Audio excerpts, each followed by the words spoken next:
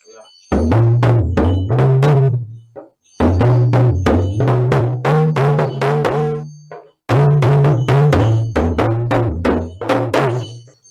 ìmọ̀ òun ni kẹ́ ẹ máa gbọ́. Orúkọ mi kí n tó máa lọ ní orí ètò yìí, orúkọ mi ni Akintoye Ṣaworo nílùú. Gbàgede ìmọ̀ òun ni kẹ́ ẹ máa wò, kẹ́ ẹ máa gbọ́. Ó ń kọ́ yẹn lọ́gbọ́n, ó ń fún yẹn lóye.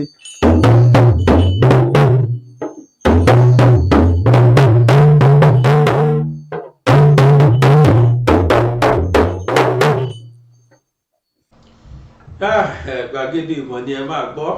Gbàgede ìmọ̀ ni ẹ máa gbọ́. Ṣé ó jàre Akintoye Ṣaworo nílùú.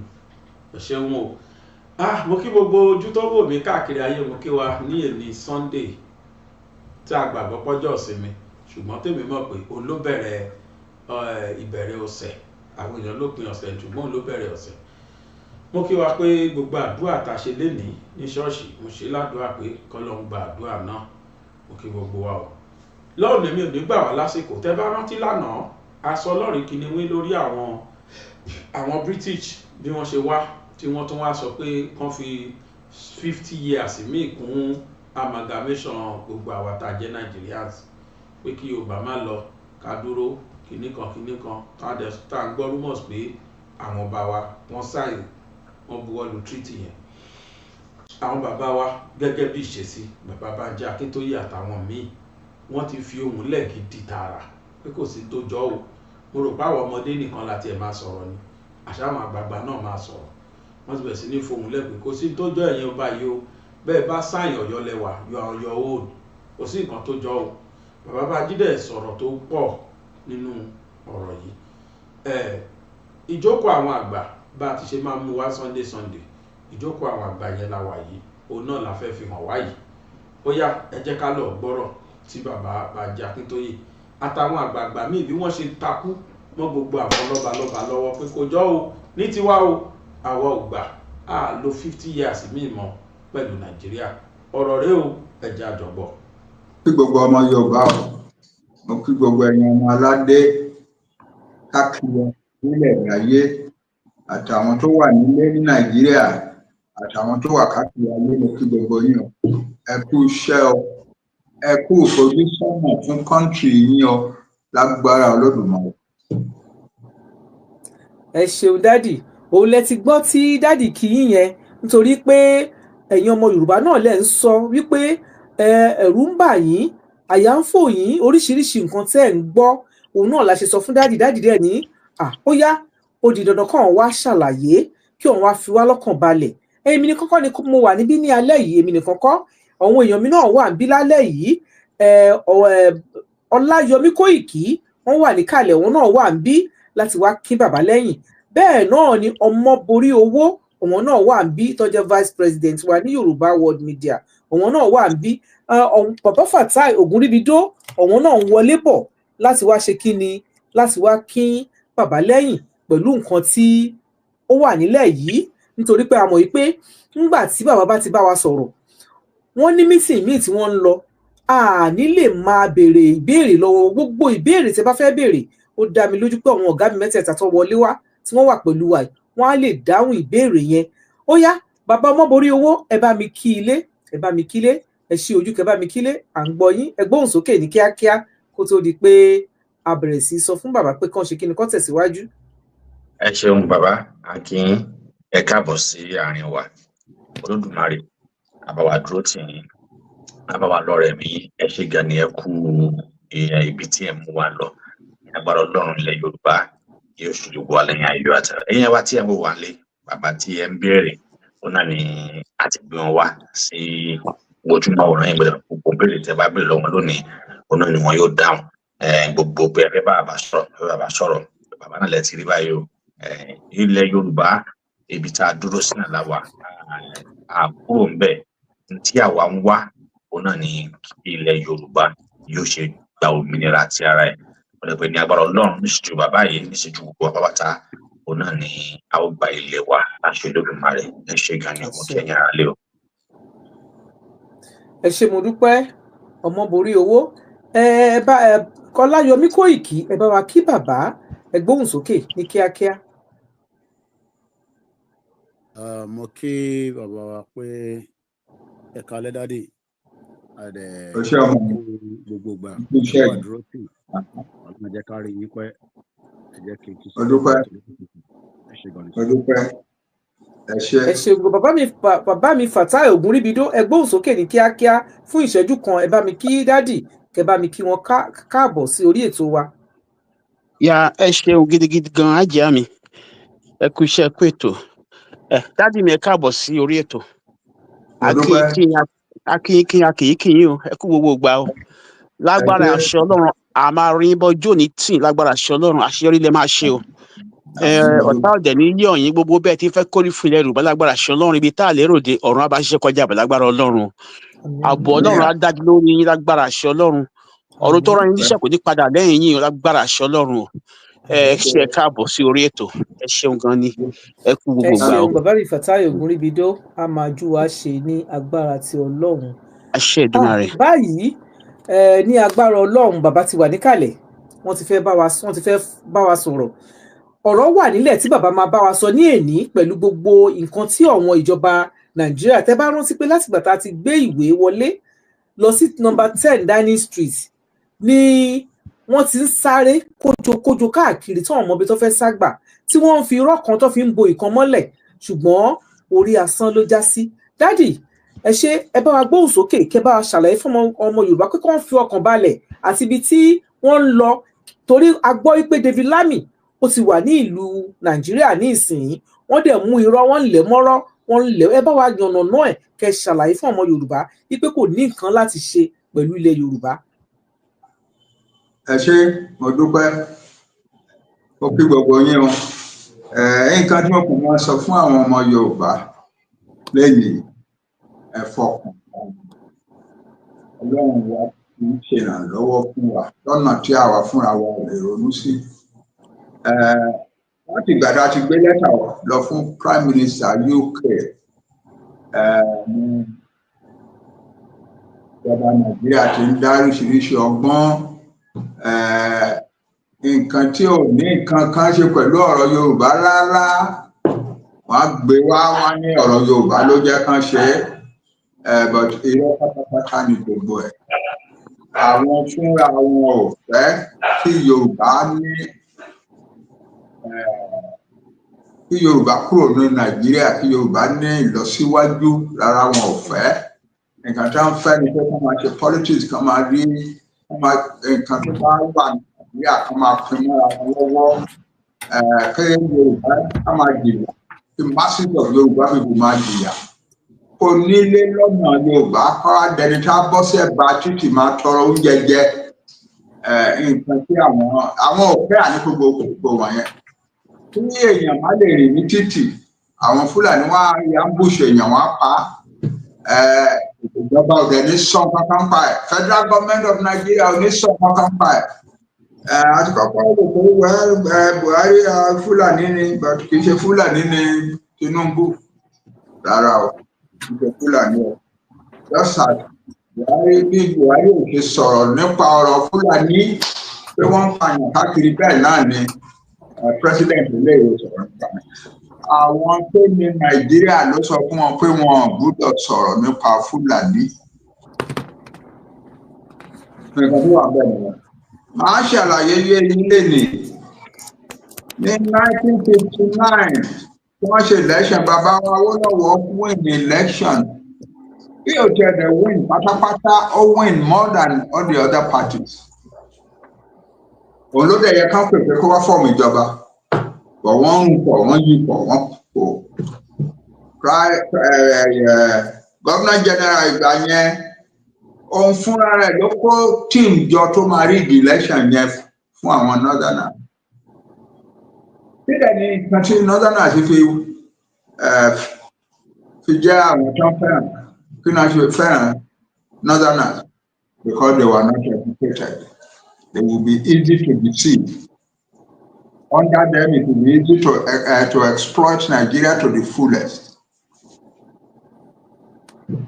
Ṣùgbọ́n lẹ́ni biribiri láyé yìí ayé ò dúró sọ́nà kan. Bẹ́ẹ̀ ni bàbá. Ayé ò dúró sójú kan. ní máa bínú sí àwọn British lẹ́ni pé wọ́n ṣe nǹkan tó ń ṣe wọ́n ti ṣe àwọn ló sọ fún Ọbásanjọ́ ní 1979 pé Awólọ́wọ̀ ò lè succeed yẹ o. Yeah, 1979 àwọn ló sọ fún Babangida àwọn àti Fúlàní ló sọ fún Babangida ní 1993 pé Abiola win election kò lè ṣe president bí Yorùbá ni àwọn Yorùbá gbọ́ngbò wọ́n ní intellectual power too much àti pé Abiola mú tiẹ̀ wá ní kinní kan kékeré kan tó yọ lẹ́nu túnbọ̀ sí ní tiẹ̀ apart from being Yorùbá ó ti pẹ́ tó ti ń sọ̀rọ̀ reparation pé àwọn adúgbò a máa bẹ̀rẹ̀ ìsanwó padà fún wa fún gbogbo ìyàtọ̀ wá láti gba slavery. So the only Yoruba man tí wọ́n lè gbà Yorùbá tó bá surrender pátápátá pé ọkẹ́ mi ò ní ṣe ọ̀rọ̀ Yorùbá rárá ọ̀rọ̀ nǹkan táwọn Fúlàní bá ti fẹ́ nu máa ṣe torí àwọn under the Fúlàní ni àwọn British ti rí tí wọ́n jẹ fúlẹ̀ lára Nàìjíríà. Láti bí ọdún bíi mẹ́rin márùn-ún báyìí a ti ń sọ̀rọ̀ French ọ̀rọ̀ àwọn French bá ń ṣe ṣètò wípé ká máa kó jẹ́ pé gbogbo owó tí àwọn former colonies wọ́n bá make bank account France náà máa san sí tí wọ́n bá fẹ́ gbà lára ẹ̀ wọ́n máa yá ní at interest and so on. Eléyìí tí àwọn British ṣe under àwọn Fúlàní ó fẹ́ burú jù yẹn o àwa ò fẹ́ máa sọ báyìí ni àfẹ́ sọ báyìí torí pé lẹ́tà kan tá a gbé síwájú prime minister wọn kò kì í ṣe lẹ́tà tí èèyàn lè gbé tì o kò possible láyé yìí that letter is overpowering and so ọ̀rọ̀ tí foreign secretary David Lamy pé ó wá sí Nàìjíríà kò ní kankan ṣe pẹ̀lú ọ̀rọ̀ Yorùbá rárá kò ní kankan ṣe. Irú remark tó dẹ̀ yẹ kí prime minister ṣe náà in a developing country like Nigeria náà ni wípé I hope pé lẹ́gbẹ̀rún ọdún èní ẹ̀yin lẹ máa jẹ́ the greatest economy in the world nǹkan kan that kind of trash. It has nothing to do with the Yoruba people. It has nothing to do at all with the letter we submitted to the Prime Minister of the United Kingdom. Therefore, ẹ̀yin ọmọ mi gbogbo ayé ẹ má bẹ̀rù. We are in this war to win it and we will win it. So ẹ má bẹ̀rù rárá. Ọ̀tọ̀ ló ti plan láti wá sí Nàìjíríà kì í ṣe torí tiwa ló ṣe wá. Àti gbọ́ pé foreign secretary the newly appointed foreign secretary Britain ó máa wá sí Nàìjíríà kó tó di pé a gbé lẹ́tà wa lọ. Ó ẹ̀ má jẹ́ kó bà ní lẹ́rù. Bó bá tiẹ̀ dẹ̀ jẹ́ bẹ́ẹ̀ náà ni Olódùmarè wà lókè. Gbogbo èrò burúkú tí wọ́n bá rò against wa ó máa túká ni. Ìmọ̀tú ìmọ̀jọ ìmọ̀ ẹni ní kì í kalẹ̀. Crisis máa ṣẹlẹ̀ in the world. Ó máa force àwọn Britain láti change the plan towards Nigeria. Nigeria is a disaster. Nigeria is an embarrassment to the name of Britain. Yes, a big embarrassment. Nigeria is even an embarrassment to our ordinary people. It is very difficult now to stand up in any congregation anywhere in the world and say, I'm in Nigeria. Very difficult. Very difficult. Láyé àtijọ́ ńgbà táwọn jẹ́ ọmọdé tá à ń ṣe academics tá à ń káàkiri ayé give a paper here tomorrow, a paper there the other day, a paper. Àwa máa ń announce pé àwa Nigeria ni. Fagbata bá dé a máa ń sọ pé Nigeria ni wá. In 1960, just a few months before our independence, àti Professor Oluwasanmi kò tí ì di vice chancellor ìgbà yẹn ó sì ṣe professor of agricultural economics ní University of Ibadan. A lọ attend the meeting kan ní Munich in Germany. President Adenauer, the Chancellor of Germany, came to welcome that that conference, that international conference. Èmi àti Professor Olúwaṣẹ́mi Adúrótì Abáyé ó dẹ̀ ń bọ̀ lọ́dọ̀ wa straight. Ó wá shake hands Professor Olúwaṣẹ́mi ó shake hands ní Nigeria. Welcome to my country.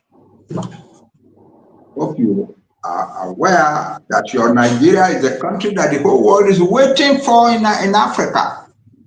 Yeah, I should talk about when in Nigeria, but you want to finish in Nigeria. Why? How has Nigeria been? The British put in charge of Nigeria, and people have no idea what a modern country should be doing.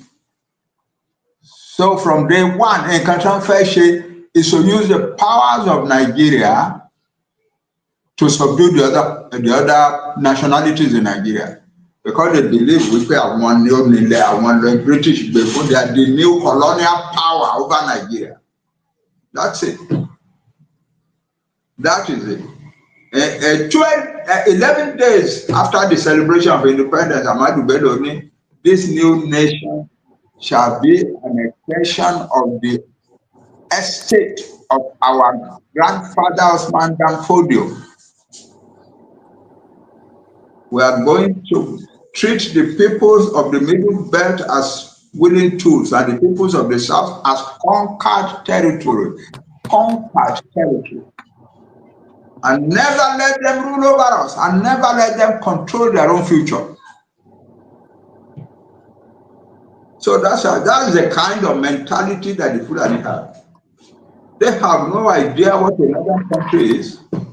Our Yoruba mama worry they affect development, engineering or electronics.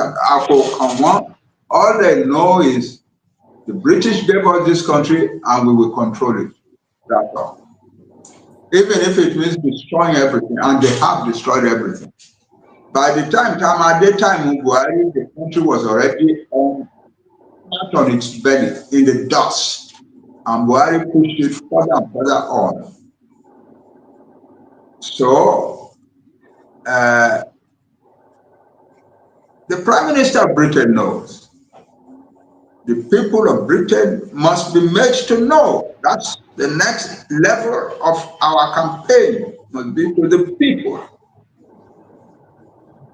to the leaders of society, to the leaders of the church, leaders of academia, that what Britain has installed in Nigeria is a disaster. They have created a country that could not have done anything but fail, and it has failed. Awon nìkan kọ́ la fẹ́ kúrò Nàìjíríà. In fact, àwọn ìgbó tí ń pariwo ṣáájú wa, Biafra.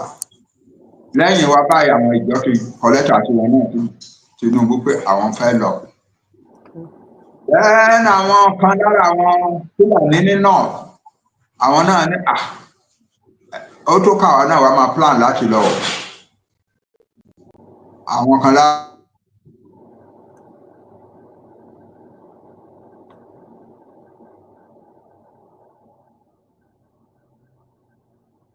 nẹ́tíwọ̀kì ni bí nẹ́tíwọ̀kì ṣe rí lọ́dọ̀ mi náà nìyẹn ní èní àmọ́ nǹkan tó dé ó lọ ó ń bọ̀ ni mo mọ̀ pé bàbá máa padà tó bá padà wá wọ́n á tún tẹ̀síwájú lórí ẹ̀. A kí gbogbo ilé mo lérò pé gbogbo wa ń gbọ́ mi níbi tí a bá wà. Ṣé ẹ̀ ń gbọ́ mi àwa tá a wà nínú ilé? Tẹ́ bá ń gbọ́ mi ẹ jọ̀ọ́ ẹ bá mi ṣe yes nítorí ó dàbí pé bí bàbá ṣe ń bá wa sọ̀rọ̀ yẹn ó ti freeze. Dr. Zabi, yeah. Ṣé ẹ̀ ń gbọ́ mi? Tí ẹ bá ń gbọ́ mi, ẹ jọ̀ọ́ ẹ bá mi ṣe yes sínú ilé. Torí mi mọ̀ bóyá ẹ̀ ń gbọ́ mi lórí ìkànnì yìí. Ó ti gbé bàbá jáde, wàá gbé wọn padà wọlé. Network yẹn bàdì gan ní èní, ó ń lọ ó ń bọ̀ ni. Ó pẹ̀lú nǹkan tèmi náà ò ṣe tẹ́ rí pé mo ranjú mọ́ kankan mi ò fẹ́ kó lọ. Ó ń gbọ́ àwọn èèyàn jáde, ṣùgbọ́n á padà wá. Ṣé rí nǹkan tí bàbá ń sọ? Ẹ̀yin ọmọ Yorùbá ẹ máa fi ọkàn balẹ̀. Kò sí nǹkan kan. Wọ́n ní David Lamy ó ti fẹ́ lọ sílé tẹ́lẹ̀tẹ́lẹ̀ tí ẹ bá dẹ̀ wojú ẹ̀ ní nǹkan tí mò ń sọ fún èèyàn kan ní èní. Mo ní ó ti ẹ̀jọ́ ọmọ Iléṣà gan pàápàá lójú tèmi torí ọ̀wọ́n náà ni Ògèdèngbé Agbógungbèrò ọ máa ń kí báyìí ni. Bẹ́ẹ̀ ni David Lami ẹ̀ bóyá Lámìdí ló ń jẹ́ bí a ṣe sọ lórí ìkànnì wa lánàá. Ṣùgbọ́n ó dá mi lójú wípé tí bàbá bá padà wọ́n á túbọ̀ bá wa tẹ̀síwájú lórí ẹ̀. Ok, bàbá Ògúnríbidó ni wọ́n jáde. Bàbá máa padà wọlé láìpẹ́ láì jìnnà. Bàbá Ògúnríbidó tẹ bá wà níbẹ̀, ok, Kóìkì ẹ wà pẹ̀lú mi ń bí, ẹ bá mi, ó dà pé ọ̀dọ̀ ẹ ti dorí fóònù àbí nǹkan tẹ́gbẹ́ ti dorí ẹ̀ kodò bàbá Ògúnríbidó. Kóìkì bá mi gbóhùn sókè láti fún ọmọ Yorùbá ní assurance pé kò sí mímí kan ò ní mì pélẹ̀ Yorùbá yẹn a máa débẹ̀ láìpẹ́ láì jìnnà dẹ̀ ni. Gbogbo nǹkan tó ń dà wọ́n lórí rú tí wọ́n fi ń ṣe mítìn káàkiri, tí wọ́n fi ń káàkiri, tí wọ́n ò lè jókòó, tí wọ́n ò lè dúró, tí wọ́n ò lè bẹ̀rẹ̀, òun náà ni lẹ́tà tá a gbé lọ sí 10 Downing Street. Ẹ gbọ́ lẹ́nu màmá wa lánàá, wàhálà bá wọn pẹ̀lú lẹ́tà yẹn, òun ni. Ọláwọmí Kóìkì tẹ́ bá wà ń bẹ̀, ẹ bá mi gbóhùn sókè kẹ́ bá mi fún àwọn ọmọ Yorùbá ní assurance wípé ká má fòyà.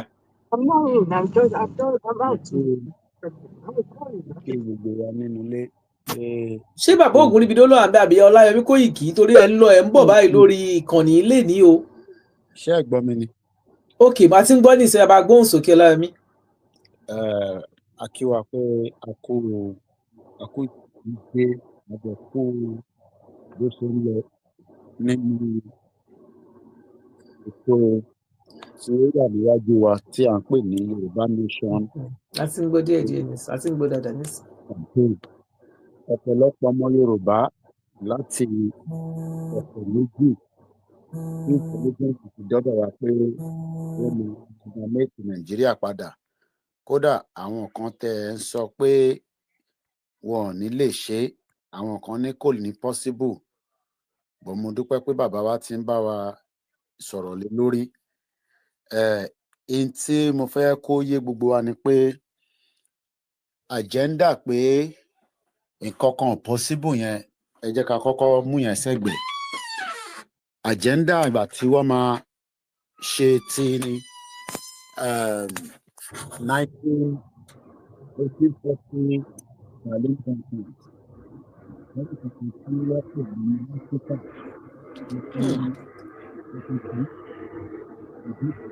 Ìpínlẹ̀ mẹ́ta náà ti rélé òun ni pé ayé ti lajú ju ti tẹ́lẹ̀ lọ àti pé ọ̀pọ̀lọpọ̀ wa náà ti travel dáadáa. That means pé àwa náà láwọn èèyàn nínú ilé láwọn náà tó ní lọ́dọ̀ tiwọn. Òun ló ń fún wọn láǹfààní àti mọ àwọn kéékèèké.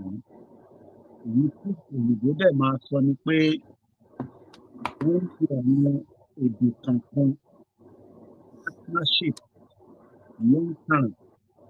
Wọ́n dẹ̀ ń jẹ́ kó yé wa pé wọ́n sì nífẹ̀ẹ́ sí kí Nàìjíríà wà.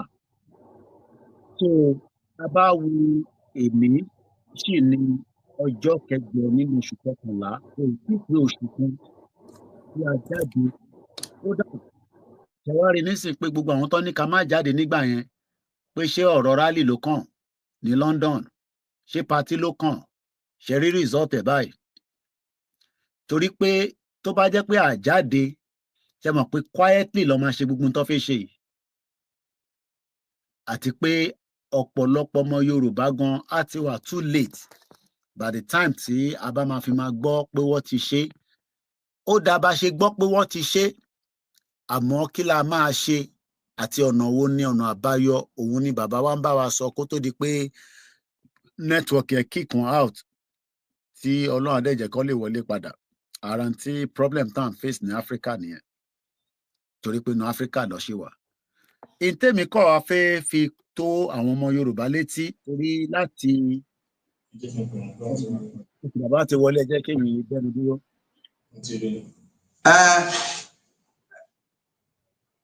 Nǹkan tí pàtàkì tó ṣe pàtàkì jù ní gbogbo ọ̀rọ̀ yìí ni pé àwa ọmọ Yorùbá ká má bẹ̀rù. Àwa la máa gba ara wa jáde, iṣẹ́ èèyàn kan ló ń bọ̀ wá ràn wá lọ́wọ́ láti kó wa jáde. Ìwé tá a kọ sí wọn a gbọ́dọ̀ máa sọ síta ni because ìwé tó le gan ni. Tá a bá ń sọ síta Other because break the general principles in diplomacy. Our definition, we are a civilized people. But it is not the kind of letter only Betty. No matter what Lamy had planned before we brought our letter. But our plan a cato letter our plan a cato letter our baby. But in Cato Shepata, you pay kò sẹ́ni tó lè change nǹkan tá a kọ sínú lẹ́tà yẹn. Kò sẹ́ni tó lè gbé jù sọ́nà. It's as simple as that. And moreover, ẹ jẹ́ kí n sọ fún kí iṣẹ́ United Kingdom nìkan la fẹ́ kọ lẹ́tà sí o. Irú lẹ́tà tá a kọ yẹn tí leader yín Sunday Adéyẹmọ Ìgbòho tó lọ deliver fún British Prime Minister. Irú ẹ̀ tá a kọ sí other countries, we reach those other countries soon in the next few days. Sunday Adéyẹmọ Ìgbòho leader yín náà ló máa lọ deliver ẹ̀ tó máa lead àwọn team tó máa lọ deliver ẹ̀. That's how countries are run. Ẹ̀kọ́ kàwé kò ṣe kíní kan but is ẹni tó bá fẹ́ràn ìlú jù lágbúdọ̀ lò ní time bí eléyìí. Ẹni tó dẹ̀ fẹ́ràn ìlú Yorùbá tó Sunday Adéyẹmọ Ìgbòho wọn ò pọ̀. Therefore, we will treat him as our leader, put him forward before the world as our leader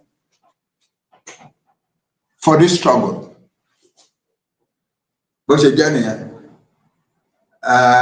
So very soon, in another few days, ó máa lọ sí ìlú mìíràn tó máa lọ gbé lẹ́tà fún wọn náà, ẹ máa gbọ́. Tó bá tún tó bí ọ̀sẹ̀ kan àbọ̀ àbí kan lẹ́yìn yẹn á tún gbé lẹ́tà lọ sí ìlú mìíràn tún lọ fún wọn ẹ̀ tún máa rí máa gbọ́.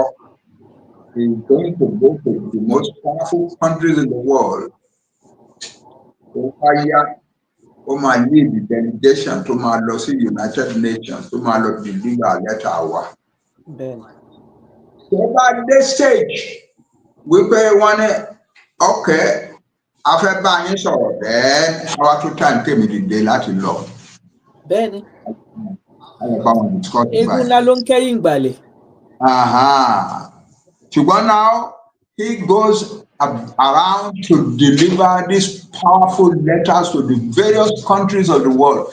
No group, I want to say this, no group that has don't fight self-determination one in this world has ever written the kind of letters that we are now sending out to Sunday. No group. We cannot be denied our freedom and our self-determination. We are, I repeat, we are in this war to win it. We are in this war to win, and we shall win. By the grace of God. We are poised to win. We are determined to win. We are poised to win. Bó ṣe jẹ́ nìyẹn nìkan kẹ́ ẹ má bẹ̀rù. Ẹ máa gbàdúrà. Bàbá yín kí Ọlọ́run máa fún mi lára líle kí n má ṣàìsàn. Lágbára Ọlọ́run bàbá. Tẹ́ máa fi gbé wa délẹ̀ lérí omi ara yín ẹ̀jẹ̀ ara yín iṣan ara Ọlọ́run ò ní fi dè yín ara túbọ̀ máa le sí ní gbogbo ìgbà ni. I am solidly behind you. Ẹ ṣé Daddy. Èèyàn kan wá béèrè lọ́wọ́ mi ó ní bàbá kì í pé ayé ní lídà mo ní bí ò kì í ṣe lídà àwọn ọmọ wọ̀nyí bàbá wọn ni bàbá wa lẹ jẹ́. Bàbá wọn ni mí. Duty mi ni láti wá leaders máa jáde lọ́tún lósì. Mo kó àwọn leaders jọba ẹ̀ ń ṣe Yorùbá world media. Ẹ̀yin ni leader in that field. In propagating the ideas of Yoruba self-determination. Mo gbé Ọláyọmí Kóìkí jáde ẹ̀kan lára àwọn leader wa nìwọ̀nyẹn. Bẹ́ẹ̀ni. Duty mi nìyẹn láti máa wá wọn kí máa fà wọ́n jáde. Wọ́n bá fún ohun tó fẹ́ make mistake sọ pé má gba abẹ yẹn ó rọ́ọ̀kì bí èdè kò gbà. so that we may get to our goal. We are in this war to win it, and I am solidly behind you. I am strong and healthy. Yeah. Bí mo ṣe ń kàwé láíláí náà ni mo ṣe ń kàwé mi ò ní ìdí glasses. Bẹ́ẹ̀ni, ebe ẹ̀rí mi ọmọ yín tí n bá lo gíláàsì mi ìléwọ́ ẹ wo bàbá ò lo gíláàsì. Kò sí nǹkan kan tó ṣe bàbá kókó lára ọ̀tá lé ní. Bẹ́ẹ̀ ni o, so mo wà lẹ́yìn yín dáadáa, Ọlọ́run á dẹ̀ fún wa ṣe. Àmín. Mo kí yín o. Right. Ẹ má bẹ̀rù. Ọmọ aláǹgbé ni ẹ má bẹ̀rù. Láyé àtijọ́ wọ́n máa ń sọ kinní kan káàkiri ilẹ̀ West Africa. Wọ́n ní gbogbo ìlú, gbogbo ìletò ní Yorùbá wà. Gbogbo ìlú, gbogbo ìletò ní Yorùbá wà. Ìlú àbí ìletò tí ò bá sí Yorùbá kéèyàn má lọ bẹ̀ o. Ẹ̀ka tí wọ́n sọ nípa àwọn láyé àtijọ́ nù yẹn. Gbogbo ìlú ní Yorùbá wà, kò sí wàá rí Yorùbá bí méjì mẹ́ta ní fíléèjì yẹn. Tẹ́ ẹ bá dẹ̀ dé fíléèjì kan tẹ́ ẹ rí Yorùbá kankan ẹ tètè kẹ́rù yín kẹ́ máa sá o. Bẹ́ẹ̀ni sà. Kò sáyọ̀, kò sí dùnú, kò sájé ń bẹ̀ nìyẹn. Yeah, we are different. God made us different and strong. And now it is God's time to liberate us, to show our strength in the world. Okay, yo. Yes, sir. Ẹ ṣeun daddy. Ẹ ṣeun gan sir. Alame wá sí Abuja. It doesn't could touch ọ̀rọ̀ wa rárá. Bó ṣe jẹ́ nìyẹn. Ẹ ṣé daddy. Ẹ ṣé adúpẹ́. Àwọn ọmọ mi wa kan wọ́n ti ń pè látẹ̀kan wípé wọ́n fẹ́ béèrè ìbéèrè kan lọ́wọ́ yín. Ọmọ mi wa tí wọ́n Dr. Mọ́wùnmí Lawal tí wọ́n wá lánàá wọ́n ti ń pè nígbà tí wọ́n náà fẹ́ béèrè ìbéèrè lọ́wọ́ yín. Màmá wa Ọmọwùnmí. Mo ti ń pè wọ́n padà, wọ́n ti ń pè nígbà tẹ́ ẹ̀ sí ń bí wọ́n fẹ́ béèrè ìbéèrè lọ́wọ́ yín. Wọ́n máa wọlé nísìnyí kó lè béèrè, kó máa kí wọ́n dẹ̀ fẹ́ béèrè ìbéèrè. Ó kí yín màmá wa Mọ́wùnmí, wọ́n ti wọlé. Bàbá ti wà lórí ìkànnì tí ẹ fẹ́ béèrè ìbéèrè lọ́wọ́ ẹ bá gbóhùn sókè, ẹ kí wọn kẹ́ béèrè ìbéèrè tẹ́ fẹ́ béèrè. Ẹ ṣé mo dúpẹ́. Ẹ gbóhùn sókè mà. Bàbá ẹ kírẹ̀mẹ́, ẹ káàsán, ẹ kálẹ́, ẹ kú iṣẹ́ ribiribi fún orílẹ̀-èdè Yorùbá. Àgbáyé adalẹ́. Ẹ dàbí ẹ tún lọ́wọ́ lẹ́yìn jù báyìí lọ. Ẹ forí gíjébì. Ẹ fọ pàtàkì ẹ̀rọ. Mo ní kí n kí yín. Ṣùgbọ́n àwọn ìbéèrè tí máa béèrè kò ní ṣe lórí afẹ́fẹ́. Ṣùgbọ́n mo fẹ́ mú ìmọ̀ràn kan wá. Wípé ẹ fi ní àwọn ọ̀jọ̀gbọ́n lóríṣiríṣi lọ́tún lọ́sì tí wọ́n ń bá Yorùbá Nation ṣiṣẹ́. Ọkọ mi kàn sọ fún mi pé nísìnyí tó dàbí ẹni pé gbogbo àgbáyé ló ti gbọ́ akitiyan wa pa afẹ́ jáde kó lórí contraption tá à ń pè ní Nàìjíríà. Mo fẹ́ gbà wá ní ìmọ̀ràn, mo fẹ́ gbà yín àti olórí Yorùbá Nation pé kẹ́ bẹ̀rẹ̀ sí ní sọ fún àwọn experts wa in education kó bẹ̀rẹ̀ sí ní lọ draw what is called the blueprint from the kindergarten to university bá ṣe fẹ́ establish orílẹ̀-èdè Yorùbá wa torí pé nísìnyí wọ́n ti gba gbogbo education wa jẹ́ ń bẹ̀ yẹn. Tẹ́ bá gbé PhD dé Amẹ́ríkà gan wọ́n ní kẹ́ gbé lọ sí West kan lọ interpret ibi tẹ́ ti ń gba ayé wọn ní sí ló tọ́ sí wa. Àwọn tó ṣe geography wọ́n bẹ̀rẹ̀ sí ní ṣe demarcation of ìlú wa so that tẹ́ bá máa ṣe boundary wa tẹ́ bá máa ṣe the wall of China wọ́n pè wọ́n gbọ́ the wall of Yorùbá land tó jẹ́ pé kọ́ àwọn èèyàn tó wọlé a máa screen wọn a máa ṣe profile wọn ṣé terrorist ni wọ́n ni ṣé agbésùmọ̀mí ni wọ́n ni gbogbo ẹ̀ ló yẹ ká ṣe. So I need àwọn geography experts in the area of medical. Everybody ló mọ̀ pé the best doctors in the world àwọn ọmọ Yorùbá ni.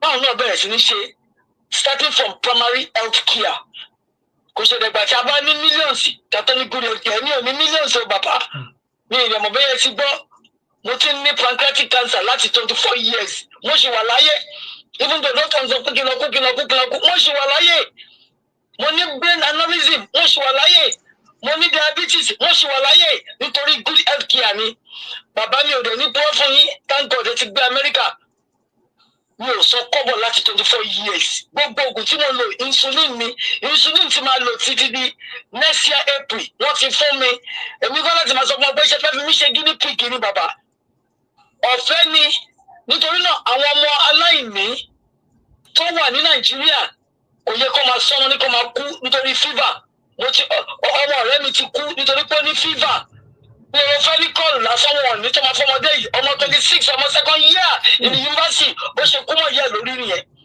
kò yẹ kó ṣẹlẹ̀ àwọn ọmọ aládé ọmọ ológo in every endeavour bí àwọn ọmọ Yorùbá tá ti excel ó yẹ ká ní ó kéré pọ̀ jù méjì mẹ́ta ní wọn tó máa jókòó wọn máa gbé blueprint yẹn jáde suggestion tí mo fẹ́ fún yín yẹn ṣe rí ìyókù ní sọ lórí afẹ́fẹ́ nítorí tó wá sí mi lọ́kàn lẹ́nìí ó lágbára Ọlọ́run dẹ̀ ló fi sí mi lọ́kàn nígbà tí mo sọ fún sísà mi Ajiya pé mo fẹ́ bá yín sọ̀rọ̀ ọ̀tọ̀ ní nǹkan tọ́lọ́run ní kí n sọ mo dẹ̀ dúpẹ́ pé kìrìsìtẹ́nì tẹ́yìn náà ń ṣe a tún lè láàmì kan bẹ̀ ohun tí mo fẹ́ gbé kalẹ̀ ibẹ̀ ni mo ti mú ṣùgbọ́n kì í ṣe orí afẹ́fẹ́ ni màá ti sọ fún yín bàbá bí a ti bá ráyè sọ fún sísà mi wọ́n á bá mi ṣọ̀nà náà fún yín ìgbà nǹkan tí mo fẹ́ sọ nìyẹn ẹ pẹ́ fún àwọn bàbá ẹ kú iṣẹ́ takuntakun Olúwa gbórí yín sókè wàhálà yìí ò ní já sásán dábà gba Yorùbá nation náà pẹ̀lú òkú Ọlọ́run èyí ọmọ ajé orí wa ẹ ṣe mo dúpẹ́ lọ́wọ́ yín mo dúpẹ́ Dr. mọ́ọ̀mí làwa ẹ ṣe bàbá ojú bẹ́ẹ̀ lọ́mọ ìfẹ́ gbà yín lásìkò púpọ̀ ẹ ṣe sà ẹ ṣe. bàbá ń kí ẹ gbọ́ bàbá wọn kì í. I'm very proud of you. Yes, sir. I listened to you last night and I went to bed saying, wow, that's one of our leaders. Ilé ẹ̀yin náà ni mò ń wá káàkiri. Nígbà tí wọ́n bá sọ pé èmi ò kì í ṣe leader yín bàbá yín lè mi. My duty is to source for leaders in every area of life. And we are putting them together. My message will be reaching you. As for programs, I can say proudly now that among the countries that broke away from existing countries to become new countries, like the United States broke away from the British Empire, like South Sudan broke away from Sudan, like the little country of Timor broke away from Indonesia. I want to tell you, like Czechoslovakia broke into two, like Yugoslavia dissolved into about 8 countries, and the Soviet Union dissolved into about 14 countries. We won't see any one of those that has been as thoroughly planned as the Yoruba nation that is coming. We are busy. We are Yoruba. When I say we are Yoruba, I mean I am saying a very big thing. We are Yoruba. We are planning our country in a very thorough manner. And when we have our country, we will surprise the world. As an introduction,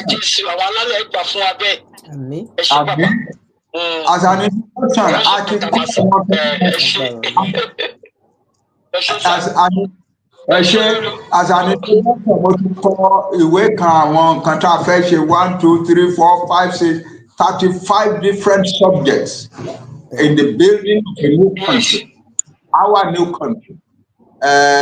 Ọmọ mi Ọláyọmí Kóìkì has been putting before the world one by one now. I will see that you get a copy in the next few days. Okay, sir. Okay.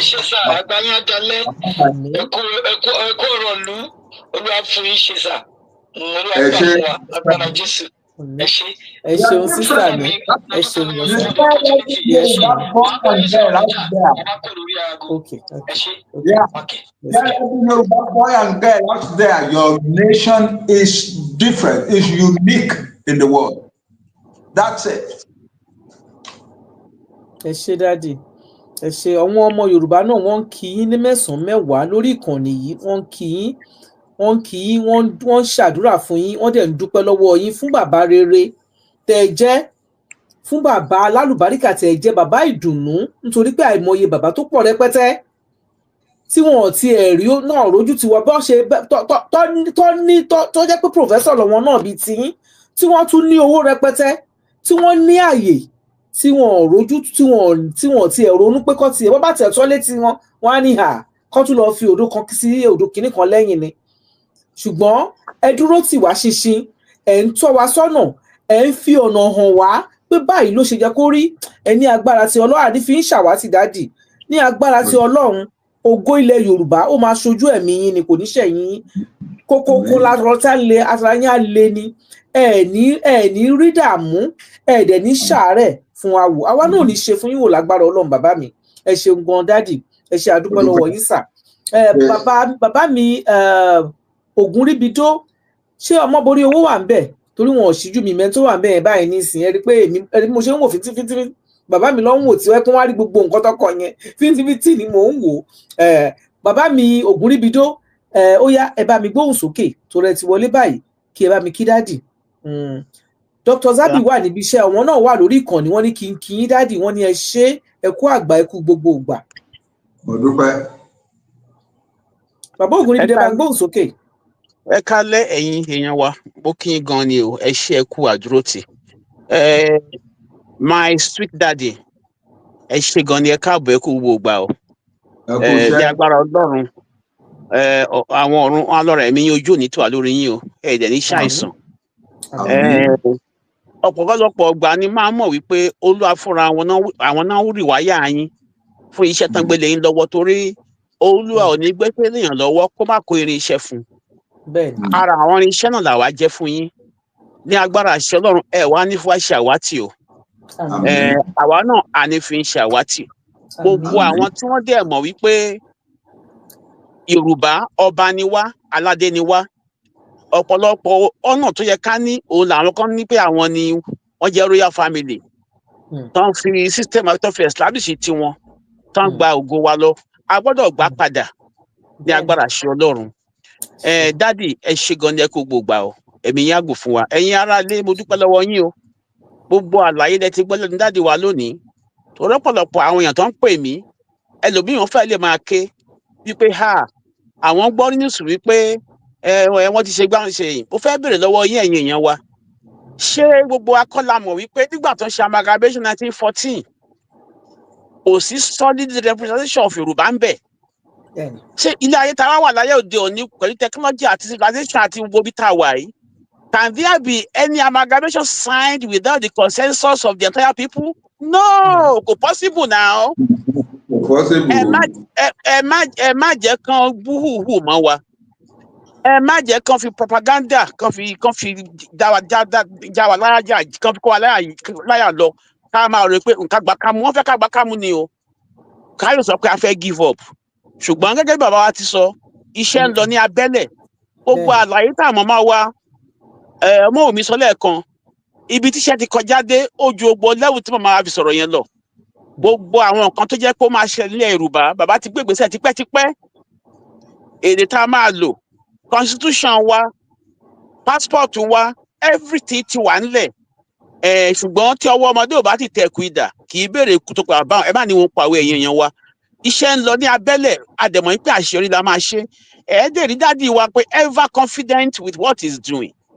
Bàbá wa ń fi ìfọ̀kànbalẹ̀, ó dẹ̀ ń fi tayọ̀tayọ̀ tẹ̀ríntẹ̀rín ó fi bá wa sọ̀rọ̀ ká lè mọ̀ wípé kò síbẹ̀rù kankan. Wọ́n fẹ́ wọ́n kọ̀, kò kí ń ṣe àwa là ń ṣiṣẹ́ yìí o. Ọba àlàyé tó gbé Yorùbá kalẹ̀ sílẹ̀ Yorùbá, tó dẹ̀ fún wa ní ẹ̀mí ọgbọ́n ìmọ̀ àti òye, tó wá fi adélé wa lórí gẹ́gẹ́ bí ìmọ́lẹ̀ sí gbogbo àgbáyé. Ẹgbọ́n nǹkan tán sọ lẹ́ẹ̀kan dàdí wa sọ pé látàrí àtijọ́ wọn ti máa ń sọ pé ìlú tẹ bá dé tẹ bàbá Yorùbá ń bẹ, ìlú tó kan ni kò sáyọ̀ ń bẹ nítorí pé ìmọ́lẹ̀ ni Yorùbá jẹ́ sí gbogbo àgbáyé pátá. ẹ lọ wádìí gbogbo ìlú tí ọmọ Yorùbá wà lónìí, UK ní, Asia ní, America ní. Bọ́n tí wọ́n bá lọ pé Nigerian diaspora kí náà ń pè bẹ́ẹ̀? That is, àwọn ọmọ Yorùbá we are 70%. Àwọn brother wa Igbo kápẹ́ àwọn ní 25%, àwọn tó kù kárí 5%. Bó ṣe rí nìyẹn. Ògo Yorùbá ní Nàìjíríà ń lò. Tọ́wọ́tẹ̀ wá ń lo ògo Yorùbá bó ṣe lò láti over 100 years. Complain, faradà. Àti nígbà míì àkímọ̀ péjọba wa nítorí pé commercial orientation wà làwa fi ń survive. Tipẹ́tipẹ́ náà Fúlàní ti ń kó owó ìjọba lọ. Àdẹ̀wọ̀ tún àwòsì. Àdẹ̀ ń faradà. Àwọn bàbá wa ń ṣiṣẹ́ lọ́tún lósì wọ́n fi àgbẹ́kẹ̀lé owó ìjọba. Gbogbo resources Nàìjíríà pátá àkí ń gbẹ́kẹ̀lé. Akànmọ́pá níjọba ní gómìnà ní tìbí ànítọ̀ ni. Àwa fúnra wa àtọwàgbà sùn láti rí pé ìyà ò jẹ ìdílé wa, ìyà ò dẹ̀ jẹ ìran wa nítorí pé àkí ń gbẹ́kẹ̀lé owó ìjọba. Gbogbo owó ìjọba ilé ìbò ló ti wá ń jáde nínú Nàìjíríà, ilẹ̀ Yorùbá ló ti ń jáde. Gbogbo owó tó fi kọ́ Àbújá, South àti ilẹ̀ Yorùbá gbogbo owó yẹn ti jáde. Gbogbo nǹkan tó fún wa ní ọrọ̀ lónìí ní Nàìjíríà, ilẹ̀ Yorùbá ló ti jáde. Nigeria Power Authority tó jẹ́ kọ́ hànà fún Nàìjíríà in terms of GP kìíní, ilẹ̀ owó òkòkò la fi kọ́. Ẹ wo lónìí wọ́n pàbàtì. Gbogbo owó diaspora tí a máa ná tó sọ pé the third hànà fún Nàìjíríà lónìí, àwọn olóhàn diaspora tó ń send owó sílé. Èyí náà ẹ wá wo àwọn ọ̀pẹ́ kálí wọn pé ìràwọ̀ Yorùbá ni Nàìjíríà ń lò. Àwọn tó ń jẹ tó bàtà ẹsẹ̀ wa nù náà máa jọba lé wa lórí nípasẹ̀ kíní nítorí pé Gẹ̀ẹ́sì ó fà wá lé wọn lọ́wọ́ láti máa tẹ̀ bàṣubàṣu. Ẹ̀yin bàbá wa, ẹ̀yin ọba wa, ẹ̀yin àgbààgbà wa, ẹ̀yin mílíọ̀nìyà ilẹ̀ Yorùbá, ẹ̀yin intellectuals ilẹ̀ Yorùbá, kí ló dé? Ẹ̀dẹ̀ ń wòran. Àbàtà yín wọ́n ta kété bí ẹni tí ò bodò tó pé yẹ kó rí bẹ́ẹ̀ o, ẹ̀yin ọmọ Yorùbá, kí ló dé? Ẹ jí dìde. Ẹ jí àdìjẹ ká lórílẹ̀-èdè ká ní gbogbo àgbáyé lè rí nǹkan tá a jẹ́. Kọ́ba ara wa ní ìṣẹ̀ṣẹ̀ bá ń gbàdúrà. Àwọn àgbàdúrà ní gbogbo àgbáyé, ẹ̀yin ọmọ Yorùbá ẹ jọ̀wọ́. Ẹ̀yin intellectuals wa tẹ́ ń dìtẹ̀, ẹ jọ̀wọ́ ẹ jẹ́ ká kúrò lóko ẹrú. Ẹ̀bẹ̀ là ń bẹ̀ yín o. Ṣé tún ti rí ń sìn yín? Wọ́n ní amalgamation 50 years. Wọ́n ti wá fún wa ní lóòótọ́ wọ́n ti ṣe consensus ẹ̀, wọ́n ti sign ẹ̀, wọ́n kàn halẹ̀ mọ́ wa ni. Wọ́n lè sign business agreement láàrin ara wọn. Wọ́n lè gbìyànjú kan ṣe oríṣiríṣi láàrin ara wọn. Ṣùgbọ́n kó fẹ́ sign another amalgamation agreement. It has to be with the consensus of the entire people. And they want to go into referendum before any agreement is reached regarding this. Ẹ má jẹ́ ká bẹ̀rù rárá. Ṣùgbọ́n gẹ́gẹ́ bí ọ̀rọ̀ wa ti sọ, lẹ́tà tá a gbé wọlé olóko àwọn kan yìí wá. Tí a bá dé gbogbo ìgbésẹ̀ yìí, ó yẹ ká ti gbé láti 2014. Ṣùgbọ́n ọ̀rọ̀ wa tó ń kó ire ayọ̀ wa tó ń gbà lọ, ó ti mọ́ wọn lára, wọn ò dẹ̀ fẹ́ filẹ̀. Ṣùgbọ́n tó bá pèèyàn ní àbí fún ara á pa ìfun ẹ̀ mọ́. Tí wájú ò bá ṣe lọ, ẹ̀yà ṣe padà sí. Wọ́n ní òṣàbò ò bá lè gbà mí, ó ṣe bó ṣe bá mi. Ẹ má jẹ́ kí n sọ̀rọ̀ jù torí pé bàbá wa wọ́n máa lọ sí mi láìpẹ́. Bóyá lẹ́yìn tó bá lọ tán, àwọn tó bá ní ìbéèrè ẹ béèrè. Àádẹ́ ìdá yín lóhùn, kò sí ìbéèrè tẹ́ béèrè tí àṣà ẹ̀ ò ti sílẹ̀. Ẹ ṣeun gan ni mo dúpẹ́ lọ́wọ́ yín. Ẹ̀yin ọmọ káàárọ̀ oòjíire ẹ jáde dìde o. Àsìkò ti tó, ẹ jẹ́ ká tẹ ọ̀tẹ̀ mọ́lẹ̀ ká kóra wa jọ ní ìṣọ̀kan. Ẹ̀yin professors wa, ẹ̀yin intellectuals wa, ẹ̀yin professional ẹ jọ̀wọ́ Yorùbá la pé àwa ní leader gbogbo àgbáyé.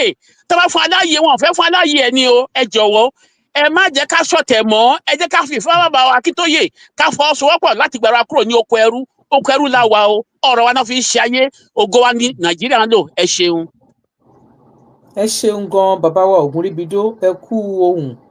Kó tó di pé bàbá lọ, ìbéèrè kan lèmi máa tún fẹ́ kí bàbá tú ìkìtẹ́ ẹ̀ ń ṣèbéèrè wípé kí wọ́n tún ṣàlàyé fún ọmọ Yorùbá torí ní àná wọ́n ní ọ̀wọ́n ọba wọ́n náà nípàdé ọ̀wọ́n ọba ṣùgbọ́n a rí i pé nígbà tá a wò ó kódà wọn ò yeye níbẹ̀ àdẹ̀mọ̀ nǹkan tó ṣe kí ní ìpàdé yìí ṣé ó tiẹ̀ nídìí gan kí ọ̀wọ́n ọba wa kí wọ́n lọ kóra jọ síbì kan láì ṣe pé ọ̀rọ̀ Yorùbá àwọn ọmọ Yorùbá tó jọba lé lórí. Dádì ẹ bá wa bá àwọn èèyàn wa sọ̀rọ̀ lórí ọ̀rọ̀ ọ̀wọ́n ọlọ́bàdé àti ìpàdé tó lọ ṣe lánàá.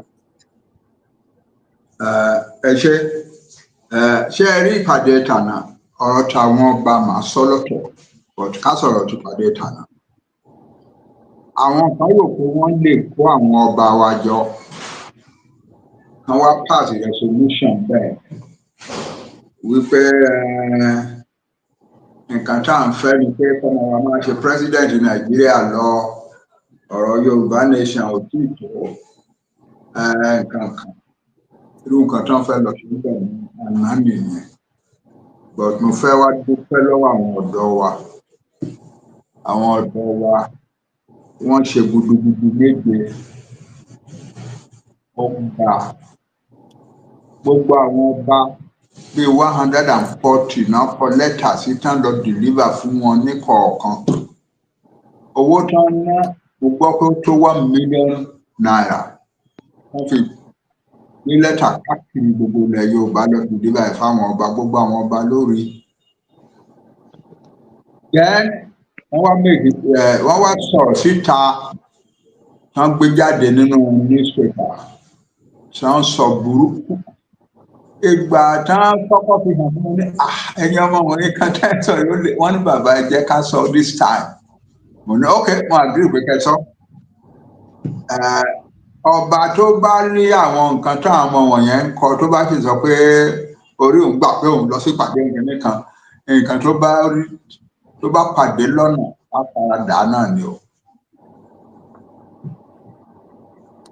Àwọn ọmọ wa ti dìde tẹ́lẹ̀tẹ́lẹ̀ a máa ń sọ pé àwa ni majority but kò sẹ́ni tó lè jiyàn mọ́ báyìí pé àwa tá à ń wá Yorùbá nation wa we are the vast majority of Yorùbá people. Kò sí ẹni doubt nípa yẹn mọ́. Àwọn ọba bíi méjì ló wá síbẹ̀ lánàá àwọn mẹ́rin ló kọ́kọ́ dé ó dàbí pé àwọn mẹ́rin yẹn wọ́n rí lẹ́tà gbà wọ́n mọ nǹkan kan wọ́n kàn invitation tán ti kọ́kọ́ send sí wọn about 3 weeks ago ló ṣì wà lọ́wọ́ wọn but nígbà tán wọlé tán rí pé ilẹ̀ fẹ́ wọ́n sá jáde kúrò nínú hall yẹn. So we are happy and we are very grateful to our youth. Ológunlolúwa Omeyo ẹ̀ṣẹ̀ṣẹ̀ náà ó kọjá ojú ẹ̀. Yorùbá màmá wọn ti yín láéláé fún nǹkan tẹ́ ṣe bẹ́ẹ̀ ṣe da ìpàdé àná yẹn tẹ́ dá lé wọn lórí.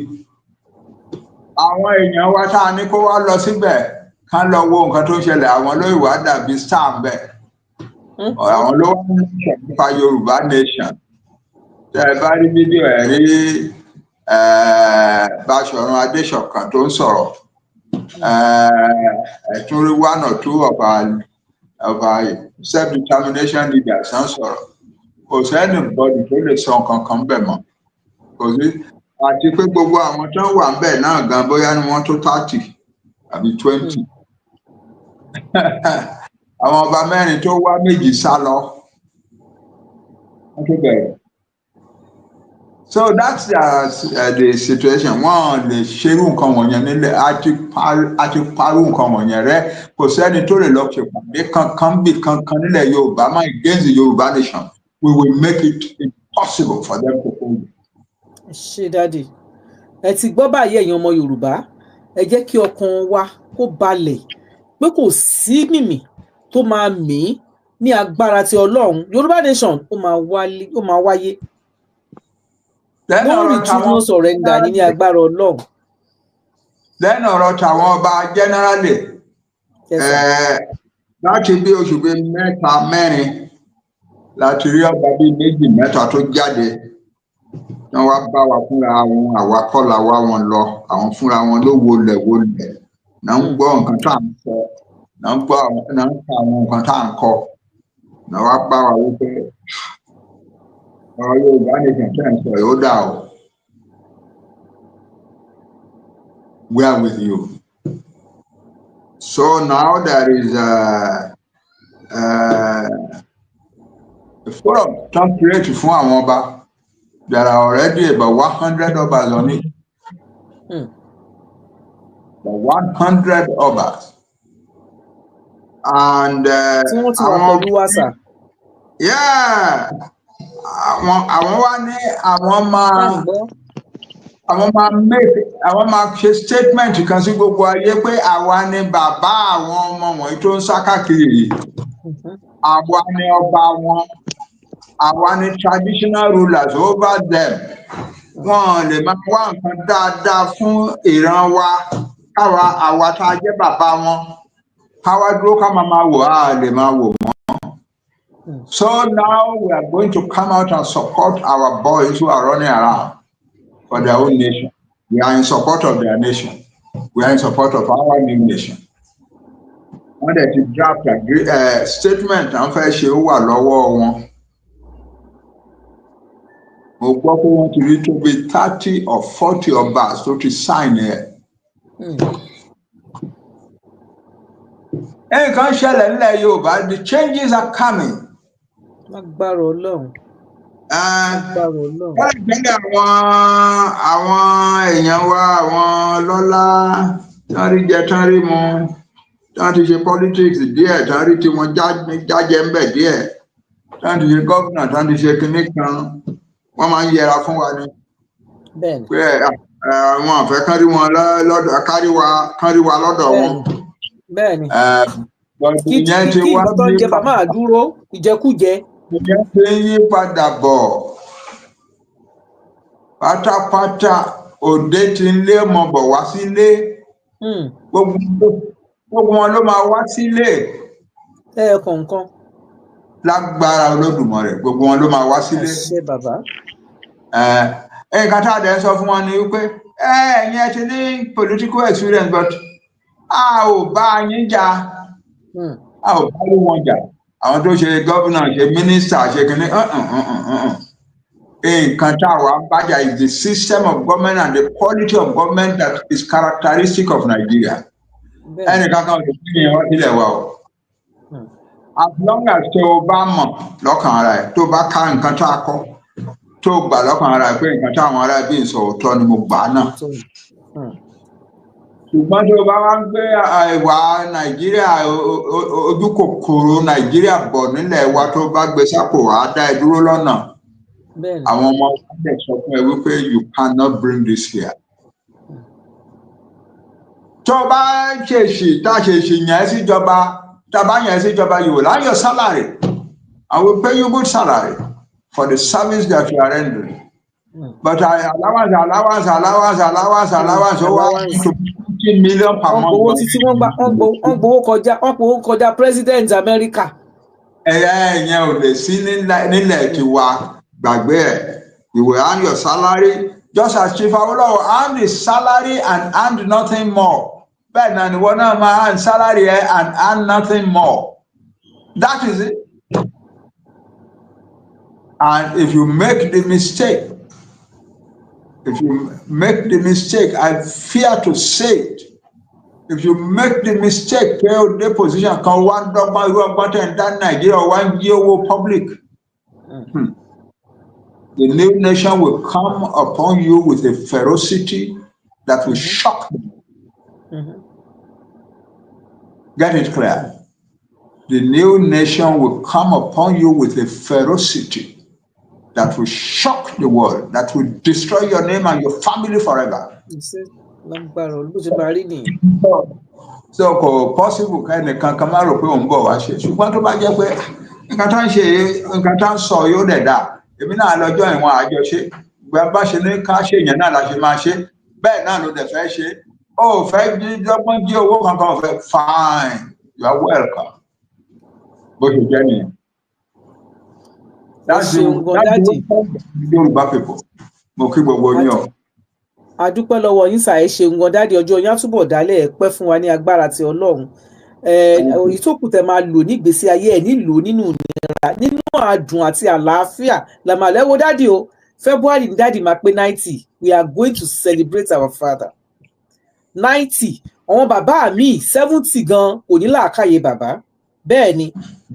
Ebo mo lè mú wà over 60, mo ti ń lo glasses kọ́ lọ́wọ́ ẹlẹ́dàá má fọ́ wa lójú. Àwọn ẹlòmíì ò ní làákàyè wọn bá ṣì ń rí ara wọn le koko ní. Torí bẹ́ẹ̀ a máa celebrate daddy 90 years birthday lágbára Ọlọ́run, wọ́n á tún wá ṣọ̀pọ̀lọpọ̀ ọdún láyé, wọ́n dẹ̀ máa kó wa délẹ̀ lérí, ojú wọn báyìí ló máa ṣe ní agbára tí Ọlọ́run, kò ní jẹ́yìn wọn. Dr. Zabby, ẹ ti wọlé, ẹ káàbọ̀, ẹ kú àtàárọ̀, ẹ kú iṣẹ́, ẹ bá mi gbóhùn sókè kẹ kí daddy, kẹ bá dúpẹ́ lọ́wọ́ wọn. Wọ́n lè kí dáàdì lọ, wọ́n tó ń lọ ọ̀nà lọ sí meeting mi ní kíákíá, aago 7 lọ́lọ́run máa kúrò bí aago 8 Yorùbá time, but ó ti kọjá nísìn. Dr. Zabby, ẹ gbóhùn sókè kí dáàdì. Bàbá o, bàbá o, bàbá o, Ọlọ́run jẹ́ kí Olúwa dá bàbá bàbá sí pẹ́ fún wa. Bàbá o, bàbá bàbá o o, bàbá bàbá o o, bàbá o. Ọlọ́run jẹ́ kí Olúwa dá bàbá bàbá sí pẹ́ fún wa.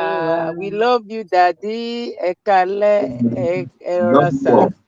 Ṣàlàáfíà lẹwà, dádì. Dádì òrojú yín ẹ sápamọ́ sẹ́yìn kámẹ́rà ní o, ó lè pẹ́ ń jẹ́ kọ́kọ́rẹ́ ń bẹ̀ o. Ibi tí mo wà mi ò fẹ́, ẹ má wọrí, ẹ má wọrí. Okay, Ẹ no ìrójú mi problem. lánàá. Dádì, Ọlọ́run á jẹ́ kẹ́ pẹ́ fún wa sà. Àárín yín pẹ́. Àmín, Gbogbo ìgbà àmín, tó kù tẹ́ tún máa wá lò, ẹ nílò nínú ìnira, ẹ nílò nínú ìdààmú àmín, lágbára àmín, lọ́wọ́ Ọlọ́run. Ẹ àmín, wá ní mo sáré ọmọ o. àmín Àbámọ̀ mo wá ṣe Ọlọ́run, léyìí kò ní jẹ́ titi yín o. Ẹ ṣé o. àmín, Gbogbo ọmọ àmín, Yorùbá, à ń dúpẹ́ lọ́wọ́ yín o. Torí tí ò bá sí ẹ̀yin tẹ́ dúró lọ́sàn-án lóru láàárọ̀ ní gbogbo ìgbà tẹ́ fi dúró, Daddy we love you. Àwa mọ iṣẹ́ takuntakun tẹ́ ń ṣe. Àwa mọ rírì yín, a appreciate yín. Mo dẹ̀ mọ̀ pé lótìtọ́ àti òdodo náà, Elédùmarè náà mo mọ̀ pé òun náà appreciate yín. Torí kò ń ṣe mímọ̀ ṣe yín tẹ́ ìṣe wà báyìí. Kò ń ṣe àdúrà tẹmọ̀ láti gbà bí ò bá jẹ́ wípé oore ọ̀fẹ́ àánú Elédùmarè òun lẹ rí jẹ. Mo dẹ̀ gbà ládùúrà pé gbogbo àwọn tán darapọ̀ mọ́ wa lórí ètò yìí àtàwọn tán máa wò létà náà, oore ọ̀fẹ́ Elédùmarè náà gbogbo wa náà la máa jẹ. A máa rí oore ọ̀fẹ́ rí tí bàbá jẹ yìí, àwa náà máa rí gbà, àwọn ọmọ wa máa rí gbà. Àágùn lẹ́mìí nínú ọlá ńlá, nínú àlàáfíà, nínú ìfọ̀kànbalẹ̀. Àwa ní kánjú kú. Bí bàbá ò ṣe kánjú kú, àwa ọmọ lẹ́yìn náà àwa náà ò ní kánjú kú. Mo mọ̀ pé láyé wọn lẹ́yìn wọn a máa fi ọlá bàbá tí fi ń tọrọ lójú ayé wọn. Àwọn náà jẹ́ òpó gẹ́gẹ́ bí bàbá Awólọ́wọ̀ fún wa ni. Àwọn tán bá bàbá Awólọ́wọ̀ tán bá wọn lògbà, àwọn náà lélẹ̀. Ẹ tún wá wo àkọsílẹ̀ tí bàbá fúnra wọn tán kọ sílẹ̀. Nínú gbogbo àwọn ẹgbẹ́ tí bàbá Awólọ́wọ̀ tán fi sílẹ̀ ń sìn ìgbà tán papòdà. Ká wá fa méjì mẹ́ta jáde tán ṣe bíi ti bàbá yìí. Ṣá lè rí wọn fà jáde. Torí ẹ̀ bàbá ní Ọlọ́run gan fi rọ́pò bàbá Awólọ́wọ̀ fún wa. A dúpẹ́ lọ́dọ̀ Ọlọ́run o. Àwa náà dẹ̀ ní ṣìsọ lójú yín, àní ṣìwàwù lẹ́yìn yín lágbára lọ́wọ́ Ọlọ́run. Ẹnu tẹ́ fi ń gbàdúrà fún gbogbo àwọn ọmọ Yorùbá. Ọlọ́run ní jẹ́ kẹ́ fẹnu náà gégùn fún wa ní agbára lọ́wọ́ Ọlọ́run. A rí yín pẹ́ sà o. A kí gbogbo ẹ̀yin tí ẹ darapọ̀ mọ́ wa o. Ẹ bá wa pín ètò, ẹ bá wa type we love you daddy, ẹ bá wa type ẹ̀ síbẹ̀. Thank you daddy, ẹ bá wa type ẹ̀ síbẹ̀. Ẹ bá wa share, ẹ bá wa ẹni tó bá dẹ̀ jẹ́ nígbà àkọ́kọ́ ẹ má gbàgbé láti subscribe sórí ìkànnì wa tí a jẹ́ agbẹnusọ fún àwa ọmọ Yorùbá àtàtà tí a wà ní abẹ́ umbrella bàbá wa Akintoye. Ọlọ́run jẹ́ àrí yín pẹ́. Ẹ ṣé gan ni àjíà. Mo kí gbogbo ẹgbẹ́ World Media lápapọ̀. God bless you. Ẹ ṣé gan ni. Ọlọ́run á fi sẹ́yìn wa, kò ní ìdálù wa láyà. Ibi tí Ọlọ́run tó gbé wa dé yìí kò ní takú síbẹ̀. Oore wa á túbọ̀ máa tẹ̀síwájú ni. Dádì, ẹ jẹ́ ká yọ̀ǹda yín kẹ́ máa lọ kẹ́ lè lọ sí mítìn mi. Ẹ ṣé gan sà, dúpẹ́ sà. Ọlọ́run á dúpẹ́ fún yín o.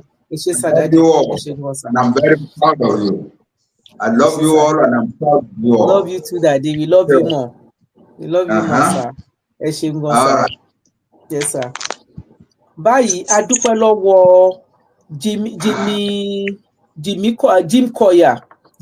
A dúpẹ́ lọ́wọ́ yín fún super sticker tẹ́ fún wa. A dẹ̀ dúpẹ́ lọ́wọ́ gbogbo wọn tó fún wa ní super sticker lánàá. Èèyàn 6 náà ló fún wa ní super sticker lánàá. Ẹ tún ṣe ohun tí ẹ tún fún wa ní super sticker lénìí. Ẹ̀yin tí ẹ bá fẹ́ fún wa super sticker, a ṣì wà ń bí.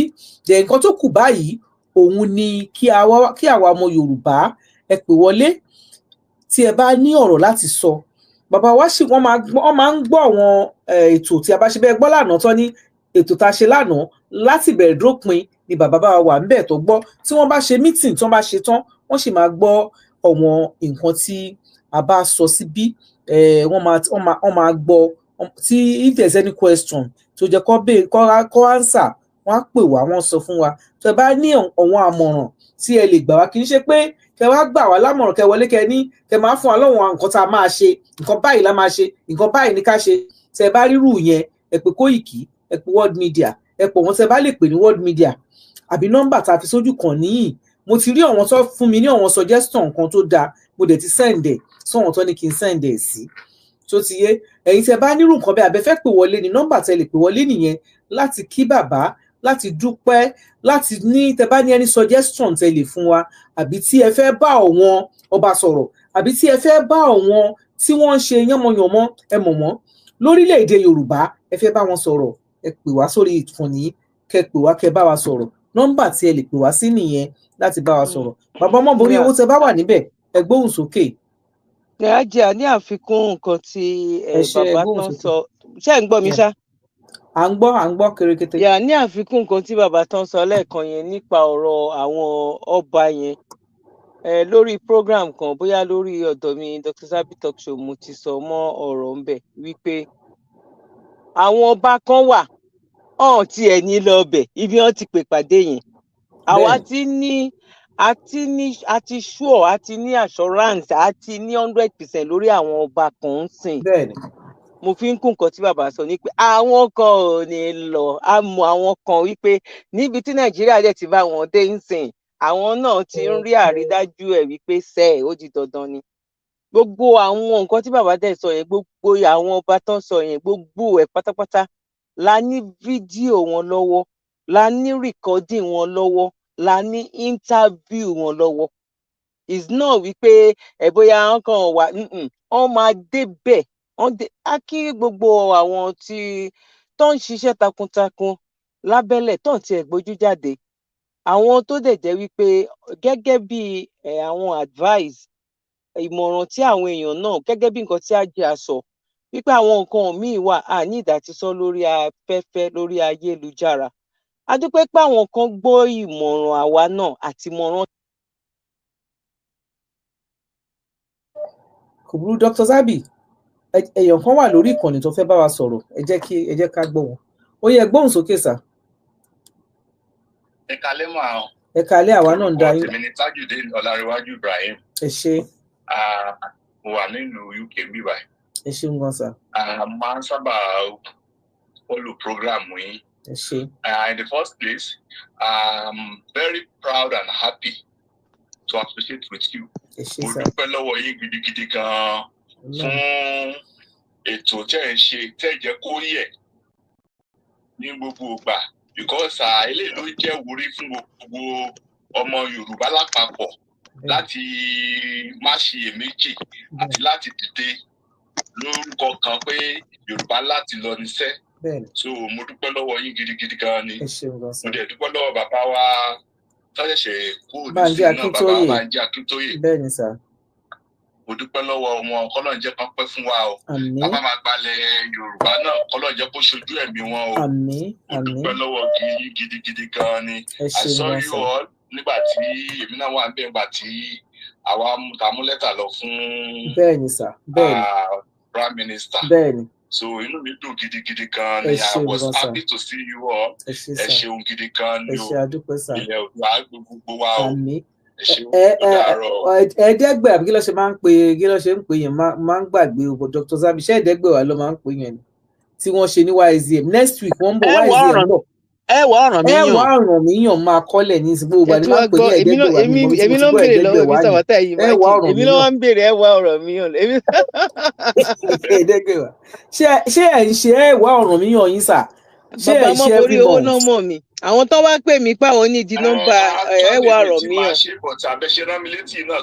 Ẹ jọ̀ọ́ ẹ lọ sí www.ysdm.org ó máa fún yín gbogbo information yẹn bẹ́ẹ̀ ṣe fẹ́ ṣe mẹ́wàá ní £10 ní lóṣooṣù nǹkan kékeré ni ó kéré gidi gan ní oore tí Ọlọ́run ṣe fún gbogbo wa ẹ jọ̀ọ́ ẹ máa lọ ṣe ìyẹn lójú bẹ́ẹ̀ bá kọ́kọ́ fẹ́ ṣe ẹ bá fẹ́ kọ́ ṣe gbẹ̀mú ẹ lè ṣe kọ́kọ́ ṣe gbẹ̀mú kan sí kẹ́ wá máa ṣe £10 yẹn every month tí ẹ ní ìmọ̀ lára Ọlọ́run ò dẹ̀ ní jẹ́ ẹ mọ̀ ẹ bá dẹ̀ lè ṣe jù bẹ́ẹ̀ lọ ẹ ṣeun gan dájú wa yes sir ẹ ṣeun gan sir ẹ ṣe sir yes sir yes sir ẹ ṣe sir bye yes sir ẹ ṣe sir bye sir. Ọnìkan náà ló tún pè wá jẹ́ ká tún gbé kọ́ọ̀lù yẹn ó yẹ bá gbóhùn sókè ẹ̀ka lẹ́sà o. ẹ̀ka lẹ́ o ẹ̀ka lẹ́sà o. yes sir. Ẹ rọra máa ń. À ń kí yín sà ẹ gbóhùn sókè sà. Bàbá gangan ni mo fẹ́ kí o. Ẹ kí wọn máa gbọ́ yín. Mo gbàdúrà lórúkọ Jésù bàbá ẹ pẹ́ fún wa o. Àmín. Ọkàn mi máa ń balẹ̀ tí bàbá bá ti ń sọ̀rọ̀ torí mo rí bàbá bíi èèyàn bíi Ábúráhámù bàbá orílẹ̀-èdè ni. Bẹ́ẹ̀ni. Bàbá ọlọ́mọ púpọ̀ ni. Bẹ́ẹ̀ni. Mo dẹ̀ gbàdúrà lórúkọ Jésù Ọlọ́run á jẹ́ kẹ́ ẹ gùn lẹ́mìí fún wa. Àmín. Ọlọ́run á jẹ́ kẹ́ pẹ́ fún wa nígbà tá a bá máa wọ orílẹ̀-èdè Yorùbá lórúkọ Jésù àní wáyé tì. Àmín ya Allah. Lórúkọ Jésù bàbá ni ó nà àṣẹ orílẹ̀-èdè Yorùbá sókè. Torí tí bàbá bá ń sọ̀rọ̀ mo máa ń pìlà pé mo wà ní orílẹ̀-èdè Yorùbá. So mo dẹ̀ gbàdúrà pé lórúkọ Jésù ẹ̀ àní pẹ̀lú wọn ní wáwá tí lórílẹ̀-èdè yẹn. Àmín Ọlọ́run ọba ẹ ṣé gbọ́sà. Ó dà fún wa lórúkọ Jésù gbogbo aládìrí lágbára Ọlọ́run. Àmín ẹ ṣé sà. Ṣé ẹ ti ṣe ẹwà ọ̀ràn mi yàn yín dádì? Mi ì tí ì ṣe láti ṣe gan. Ẹ bá wa lọ sí www máa tẹ́ síbẹ̀ ní ìsìn àbí Koiki ẹ bá mi ṣe sórí ìkànnì yẹn www.ysdm.org tẹ́ bá ti ṣe líǹkì yẹn tẹ́ bá ti kílìkì ẹ̀ ó máa gbé yín lọ ẹ̀ ṣe nǹkan tẹ́ fẹ́ ṣe síbẹ̀ ẹ jẹ́ ká máa ṣe tá a bá ti nífẹ̀ẹ́ ilẹ̀ Yorùbá tá a dẹ̀ wà ní UK tá a yà ní US tá a wà níta 10 náà ni tó bá jẹ́ UK £10 tó bá jẹ́ US $10 tó bá jẹ́ Europe náà €10 ẹ máa bá wa ṣe bẹ́ẹ̀ jọ nítorí tọlọ́run ọba ojú òní tiwa ó yẹ bá ń gbóhùn sókè ẹ ṣe. ẹ káalẹ́ sà à ń kí yín. ẹ máa kú iṣẹ́ ojú òní tì yín o. Ọlọ́run kú iṣẹ́ o. Mo kí gbogbo yín pátápátá o àti dókítà àti gbogbo yín pátápátá. Àwọn náà kí yín. Kí o tiẹ̀ wá rántí. Bàbá Ògúnríbidó Dr. Zabi okay. Ọlọ́run yìí lọ́wọ́ ojú òní. Koiki Media gbogbo náà la wà ń bí wọ́n kí yín o. Bàbá Òmíyọ̀ gbogbo wọn pátápátá gbogbo wọn. God bless you all. Amen. Ó dùn pé bàbá ti kúrò lórí screen. Bẹ́ẹ̀ni wọ́n máa gbọ́ wa. Advice kan tí mo fẹ́ fún bàbá dé mo ti rán ìkan lára ọmọ wọn sí wọn. Yes sir. Pé àkókò tá a wà yìí kì í ṣe àkókò téèyàn kan máa sọ pé ẹjọ́ bàbá ò bá mọ̀ rí. Tọ́kọ̀ òdìdí bàbá ẹ̀ pẹ̀lẹ́ àwa kì í yín àti kìíní kan. Tipẹ́tipẹ́ ìyẹn ti lọ. Ìyẹn ti lọ anybody ò kàn lè wá kí bàbá. So advice kan mo fẹ́ fún bàbá nìyẹn. Máa pè wọ́n lẹ́ẹ̀kọ̀ọ̀kan bẹ̀jẹ̀ ọmọ kí wọ́n busy. Gbogbo àwọn oníṣẹ́ ẹbí àwọn oníṣẹ́ ẹ̀ka gbogbo wọn Ọlọ́run ti pa wọ́n rẹ́sẹ̀gbẹ́ wọ́n ti rìn kúrò lẹ́gbẹ̀ẹ́ bàbá ọwọ́ nìyẹn Ọlọ́run ọba nìyẹn. Èyí tó bá kù tó bá kù lẹ́yìn Ọlọ́run á yọ wọ́n bẹ̀. Ọlọ́run apá wọn run ìparun pátápátá ni. Àmín. Àmọ́ pé Yorùbá ní abode ni òkè ń bá ní kù. Gbogbo bí wọ́n ti ń mú agbára wọn náà lọ́dọ̀ máa fi pa wọ́n run. Bẹ́ẹ̀ni àmín àmín. Gbogbo ọgbọ́n àti ète wọn. I appreciate you ma. All of you. Ṣé ẹ ti ṣe ẹwà ọ̀rọ̀ mi yàn yín sà? Mo ti ṣe. Ẹ ṣe ẹ máa bá wa sọ fáwọn èèyàn wípé kí wọ́n máa ṣe ẹjọ́ ẹ bá wa sọ fún wọn.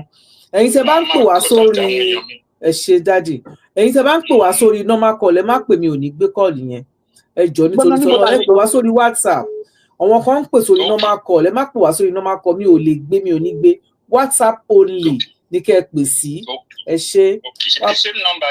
bẹ́ẹ̀ ni sàyí no WhatsApp lẹ́yìn pè sí ẹnìkan ń pè sórí kíni ẹ̀yin kọ́ ni mò ń bá wí sà ẹnìkan ń pè sórí ni mò ń bá wí ẹ ṣeun gan sà ẹ pè wá sórí WhatsApp. Àtẹ̀yìn náà sà ẹ ṣe sà ó ku ìpè méjì tá a máa gbà ẹyọ kan sí méjì tá a máa gbà kó tó di pé àwa rí ìpè yẹn ẹlòmíì pè wọlé ẹ ní sùúrù ẹ jẹ́ kí Ọláyọmí Kóìkì ẹ jẹ́ kó tún fún gbogbo ọmọ Yorùbá ní ìdájú wípé kò sí gìrìgìrì tẹ́ bá gbọ́ gìrìgìrì kò sí gìrìgìrì kìnnìkan àfi kìnnìkan àparò bàbá Ògúnríbidó Dr. Zabi ti ba òwe jẹ́ mọ́ ti ba òwe jẹ́ mọ́ mi lára honestly because èmi máa ń pa ọmọdé mo wé pa tẹ́lẹ̀ Dr. Zabi wọ́n ti wá lọ sílé ìwé Yorùbá ní ìsìn àti ilé ìwé òwe. Kò séwu ló kí ló jábọ́ níwájú ọba tí ò kọba eṣinṣin. Kí ló lọ níwájú ọba ò ní òkọba. Àná nìyẹn dókítà kò ń ṣòwe àná nìyẹn. Ok ẹ má bínú sorry ẹ má bínú. Mo mọ̀ ní kò fẹ́ sọ ní ọmọ bá mi parí ẹ̀ lé. Kò séwu lóko àfi gìrìgìrì àparò that is pé. Ẹ ṣe kò séwu lóko àfi gìrìgìrì àparò kò sí ewu fún ọmọ Yorùbá gìrìgìrì àparò yìí wọ́n lè rí yẹn o bàbá ológun lolúwa náà ti tẹ́ mi èmi tí wọ́n sáré káàkiri yẹn kò séwu lóko Ọláyọmí Kóìkì bá gbóhùn sókè bá mi sọ fún wọn pé kò sí ewu lóko bàbá ológun lolúwa náà bàbá ológun lolúwa èmi náà lọgun wọ́n bá sọ̀rọ̀ á ní mo bòwe jẹ́ máa wọn lẹ́nu èmi everybody dẹ̀ ń lọ́mọ nù báyìí ẹ gbà mí o. Bẹ́ẹ̀ni. Hold on, sir. Okay, ẹ gbóhùn sókè à ń gbọ́ yín. Ètò nìyẹn o. ọlọ́ọ̀jà borí gbogbo àwọn ọ̀tá wa o. Lágbára Ọlọ́run. Wọ́n fi mẹ́sẹ̀jì ránṣẹ́. Yes, sir. Ẹ̀rí ọ̀rọ̀ tó pọ̀, ọ̀rọ̀ tí mo fẹ́ sọ ò pọ̀. Bẹ́ẹ̀ni, ọ̀rọ̀ púpọ̀ irọ́ ló mú wá. Ọmọ ní wípé kí Ọlọ́run ọba Elédùmarè ń ràn wá lọ́wọ́. Àmín. Ìdí mo ń sọ ọ̀rọ̀ yẹn, mo sọ last time náà. Gẹ́gẹ́ tó ta wà yìí, táwọn ọmọ Ìgbò bá ti bẹ̀rẹ̀ tiwọn lọ́wọ́ yẹn, abárí páwọn elders yẹn wọn ò fẹ́ káwa náà wọ̀ mọ́ wọn lọ́wọ́ ní bíbá yìí. Ó dàbí. Bẹ́ẹ̀ni. Bí irú meeting tí wọ́n ní wọ́n ṣe tá lọ change the system torí mo máa ń sábà wo ẹni gbé àwọ́dù kan fólóyè. Èmi ò gbàgbọ́ àwọn pípù yẹn wọ́n wà. Àwọ́dù wo ló gbé fólóyè wo lẹ tún sọ yẹn? Níbo nìyẹn? Àwọn ọba yẹn yeah. Bàbá wa right. Ẹ jẹ́ kó máa sọ lọ on right ajá on right ya. Èmi ò believe wọ́n lè lọ sí lẹ́yìn tí ó wà hàn lọ́jọ́ iwájú. Bọ̀ kò sí bá a ṣe fẹ́ bò náà àṣírí máa tú náà ni. Ṣùgbọ́n ibi tó dé sí kò sí bọ́n fún elders kan ní respect. Elder tí ò bá ti fún ẹ̀ respect wọn ò gbọ́dọ̀ fún. Bẹ́ẹ̀ni. Kí àwọn èèyàn bọ́jú tó bá fi lè di December. Mo pe ọ̀gá Kóìkì náà lórí ètò ẹ̀. Tó bá fi lè di December táwọn ọmọ Ìgbò yẹn bá ti lè bẹ̀rẹ̀ wàhálà wọn káwa náà support wọn kí onígbó dágbó sí méjì. Òdodo ọ̀rọ̀ nítagbára wọn kò bá ká èèyàn mélòó wọn fẹ́ pa ara ń ka àwọn èèyàn gidi gan. Bẹ́ẹ̀ni fún musa last time àwa táwa bíbá ìgbọ̀n ṣe ìgbọ̀n bíbá yìí kọ́lọ̀ ṣàánú ni ọ̀pọ̀lọpọ̀ ti lọlé ìní ìgán sáwá padà ó tún gba Tógò lọ Tógò gan gbóná. Wàláì. Níbo lẹ ti ń sọ̀rọ̀ yìí? Níbo lẹ ti ń bá wa sọ̀rọ̀ yìí bàbá wa? Kótónú ni. Ẹ ṣé àdúpẹ́ ojú òní tì yín. Àwọn èèyàn wa fẹ́ lọ sí Ghana. Wọ́n láti mọ sọ pé owó tí èèyàn máa fi jẹun ní Ghana pẹ̀lú bá ṣe ní Nàìjíríà owó tó máa fi jẹun ní Ghana láàrin ọ̀sẹ̀ kan wọ́n á lò lọ́sẹ̀ méjì. Tó máa fi jẹun ní Nàìjíríà láàrin ọ̀sẹ̀ kan wọ́n á lò lọ́sẹ̀ méjì ní Ghana. Gbé àwọn èèyàn mi jáde nínú ilé ni èmi náà dẹ̀ sọ wípé a sọ tẹ́lẹ̀tẹ́lẹ̀ bá àní fẹ́ kí program kó kọjá 1 hour 30 minutes. Ọmọ Yorùbá ẹ jí gìrì. Ẹ jẹ́ ká gba òmìnira tiwa. Ọmọ Yorùbá ẹ jí gìrì. Ẹ jẹ́ ká gba òmìnira tiwa. Òmìnira ni Yorùbá fẹ́ o nílẹ̀ bàbá wa. Òmìnira ni Yorùbá fẹ́ o nílẹ̀ bàbá wa. Ọmọ aláṣọ ò gbọ́dọ̀ wá kísà, ọmọ ẹlẹ́ran ò gbọ́dọ̀ jẹ́gun. Ọmọ Yorùbá ẹ jí gìrì. Ẹ jẹ́ ká gba òmìnira tiwa. Ọmọ Yorùbá ẹ jí gìrì. Ẹ jẹ́ ká gba òmìnira tiwa. Òmìnira ni Yorùbá fẹ́ o nílẹ̀ bàbá wa. Òmìnira ni Yorùbá fẹ́ o nílẹ̀ bàbá wa. Ọmọ aláṣọ ò gbọ́dọ̀ wá kísà, ọmọ ẹlẹ́ran ò gbọ́dọ̀ jẹ́gun. Ẹ̀yin àgbààgbà ilẹ̀ Oòduà. Ẹ jẹ́ ká forí korí. Gbogbo ọ̀dọ́ ilẹ̀ bàbá wa. Ẹ jẹ́ ká fọwọ́sowọ́pọ̀. Lọ́mọdé làgbà lóbìnrin lọ́kùnrin o. Òmìnira la fẹ́. Ọmọ Oòduà kí lẹ fẹ́ o. Yorùbá nation ni o. Kéku lè ké bí eku. Ẹyẹ lè ké bí ẹyẹ. A ò fẹ́nikẹ́ni lọ́kadà dúró la fẹ́. Olúkálùkù dájú orúkọ bàbá rẹ̀ lórí ilẹ̀ wa o. Ẹ ò bá lẹ́gùn bàbá ní òjò bí ó sì jó mọ́ bàbá nìkan ò lè mú ní sí. Àló ti tó gẹ́ ò ṣe mọ́. Ìrẹ́nijẹ èyí ti tó gẹ́, ìfìyàjẹni ti tó gẹ́, ikú ọmọdé ikú ọ̀dọ́ a ò fẹ́ mọ́ nílẹ̀ bàbá wa. A fẹ́ kí èdè wa ó di pàtàkì ìgúnlé. A ò fẹ́ ètò ìjọba tipátipá mọ́ gbogbo ẹ̀yin ọ̀jẹ̀lú ọ̀bàlújẹ́ ènìyàn yìí ẹ kó ráńgà yín ẹ máa lọ. Ká lè fúnra wa ní ètò ààbò tó péye lórílẹ̀ bàbá wa. Ìyà tá a jẹ tó lọ́wọ́ àwọn ará òkè ọ̀hún, ìfipábánilò yìí a ò fẹ́ mọ́. Bíbani ní nǹkan oko jẹ́ dídá ẹ̀mí àwọn àgbẹ̀ légbodò ó ti sún wa.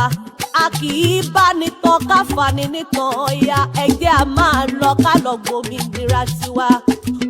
Òmìnira.